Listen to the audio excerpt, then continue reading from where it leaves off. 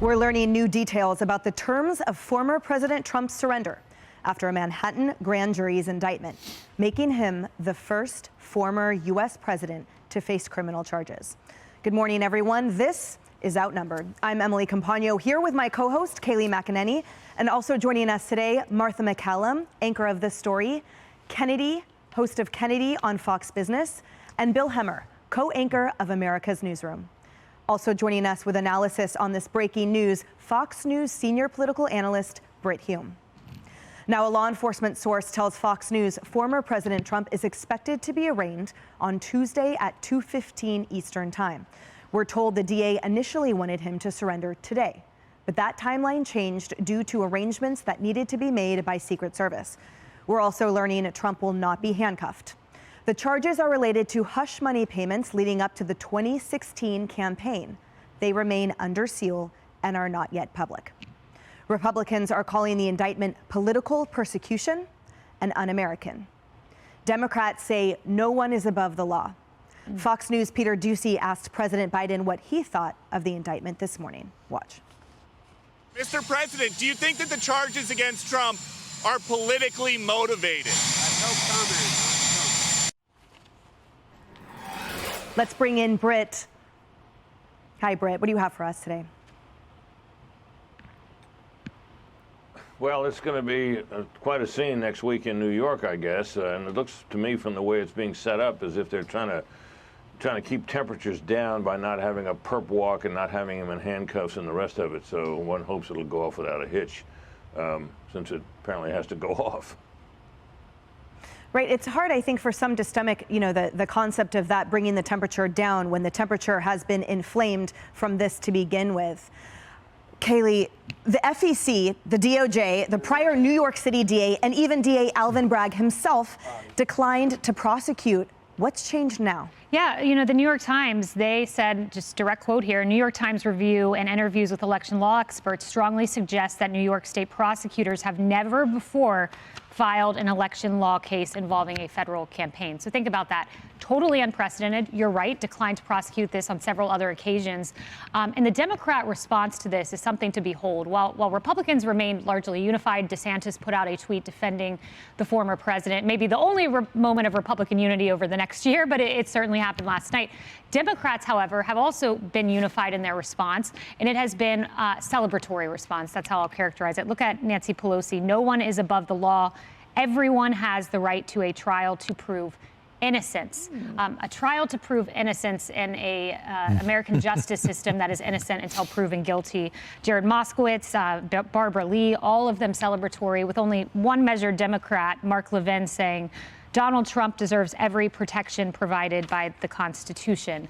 I think, and maybe Brit has some thoughts, they run the risk of a backfiring of sorts if they are so celebratory in something that, as the New York Times points out, is totally and completely unprecedented. Brit Hume, we have you back. You do.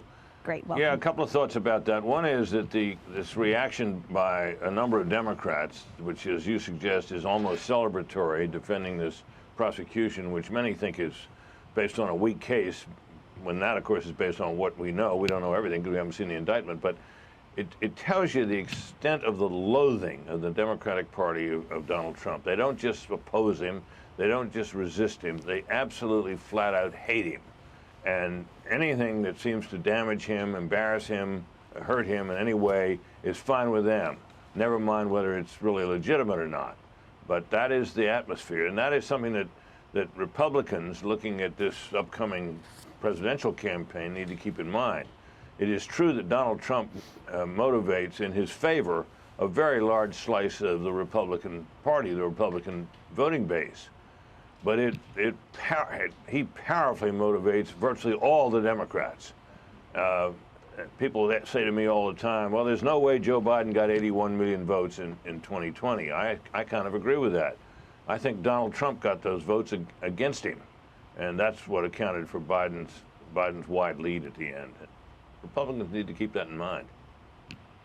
Thank you so much, Britt Hume. Bringing it back to the couch. So Martha, he mentions the atmosphere, he mentions the legitimacy. The argument is against the backdrop of, again, the declination of prosecution, let alone to further the investigations by all these different bodies, that essentially that this was resurrected, but then propped up on something that's legally unsound, arguably, jurisdictionally unconstitutional, and clearly politically motivated. So if anything galvanizes the base, if anything galvanizes Republicans, this should be it.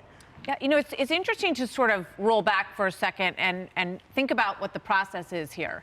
This is a grand jury process. This is not a trial. So the bar is there, essentially it's Alvin Bragg saying to this grand jury, look, I'd like to bring this case and I'd like to use, the system in New York to do it. Do I have enough to do it? And all they heard was his side, right? Mm-hmm. You know all of this, I don't have to tell you. So all they heard was his side of it. So now he's gotten them to go there with him, right? And now what you're going to get is just a cascade from everyone I've talked to this morning of motions, of legal, pushes to try to drag this thing out over a long period of time. And who knows where this goes from here. Today and Tuesday are the big high drama moments in this politically and in this stage of the game. But after that, I think you're going to see a very long drawn out process. Plus, you've got all these other investigations that are going on.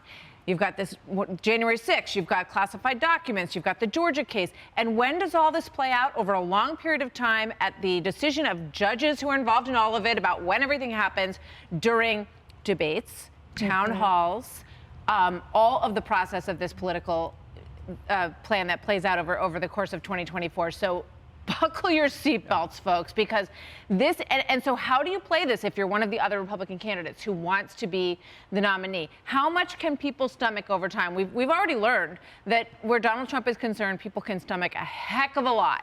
The bar for, tolerance and saying, and even, huge support that he's being falsely accused in these things, it's a huge generator of enthusiasm. So politically, when you look at this in the backdrop of everything that's about to happen and unfold, it's going to be quite an interesting roller coaster ride.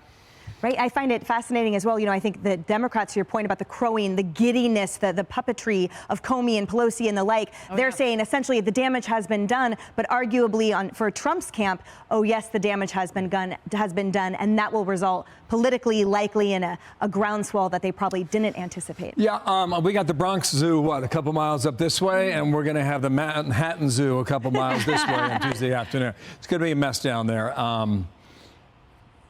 And I think about American history and former president walking in there. We know he won't be handcuffed. We learned that a couple hours ago. He'll have a mugshot, and that will be carried for some time. Actually, forever, when you think about it. I was speaking with a gentleman who's highly connected to the legal world in Manhattan. And to go after this question, Kaylee, that you posed a few moments ago, what changed within Alvin Bragg? What happened, right? He campaigned that he sued Trump hundreds of times, right? That's on camera, that's on video. But he walks in the office more than a year ago and he says, I'm not going after this case. And two of his leading prosecutors resign and one of them writes a book. So that's stirring out there, right? So this particular gentleman who I spoke to brought up the Trump Organization, which was found guilty on January 13th, 2023 of this year. So it's, now if you look at the time frame, these are all theories right now. Everybody's talking about theories. This is over a period of 12 months. What changed with Alvin Bragg? Well, you had a $1.6 million fine levied against the Trump Organization from this jury. So Bragg maybe, right, because that's when the grand jury is seated in mid-January, went through February, went through March. We thought yesterday this thing was going to be punted to the end of April. It wasn't. What changed in Alvin Bragg's world? It might have been the ease by which he got a conviction through a Manhattan jury, a town that goes 8-1 for Democrats in every election anyway. That was his theory, and he's well connected, and that's as good as he could come up with in terms of an explanation for now. Kennedy. It's fascinating, and you have to wonder if his defense team is going to ask for a change of venue because, you know, there is so much spite in Manhattan. It is so overwhelmingly blue. This is a highly political case, and there is no doubt about that.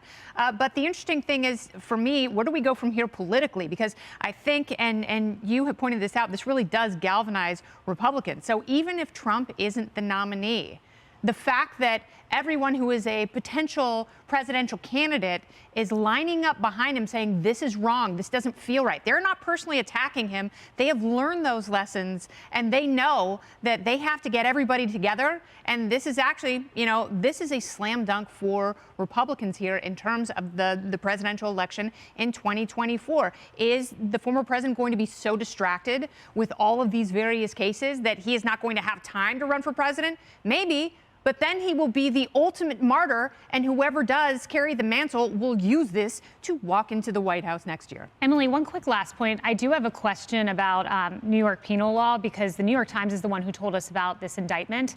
New York penal law 215.7 says a person is guilty of unlawful grand jury disclosure when being a grand juror. A public prosecutor intentionally discloses the nature of grand jury proceedings. So I wonder if this came from a grand jury member or Bragg's office. I would certainly hope he's looking into that. I'm doubtful, but that would be a violation, you would know better than I, of criminal law. The irony of that, Kaylee, is that that statute, that's actually a felony. So that has a greater penalty. That is considered a more grave crime than that which is facing President Trump right now, which initially, remember, was a misdemeanor. I just have to say, you know, I live here. I live in this town. And if this is Alvin Bragg's justice, you know what else is his justice? Just yesterday, a monster that murdered and raped a mother on Mother's Day walked free. He doesn't have to register as a sex offender. The monster that stabbed Christina Yee 40 times in her bathtub, he was free to do so because he was out, even though he had 4 open cases, including a brutal beating on a subway. The violent serial rapist that choked a tourist so hard he broke all of her neck bones, he was free to do so, even though he was a known serial violent rapist, and he had 2 violent priors. That is Alvin Bragg's form of justice. So this, to me, is an absolute travesty. It is the most despicable use of our tax dollars and the use of an elected official that is supposed to represent the people. The people versus Donald Trump? Absolutely not. When I live in this town, it seems that it is the district attorney versus the people here, and I am ashamed. Hey everyone, I'm Emily Campagno. Catch me and my co-hosts Harris Faulkner and Kaylee McEnany on Outnumbered every weekday at 12 p.m. Eastern, or set your DVR. Also, don't forget to subscribe to the Fox News YouTube page for daily highlights.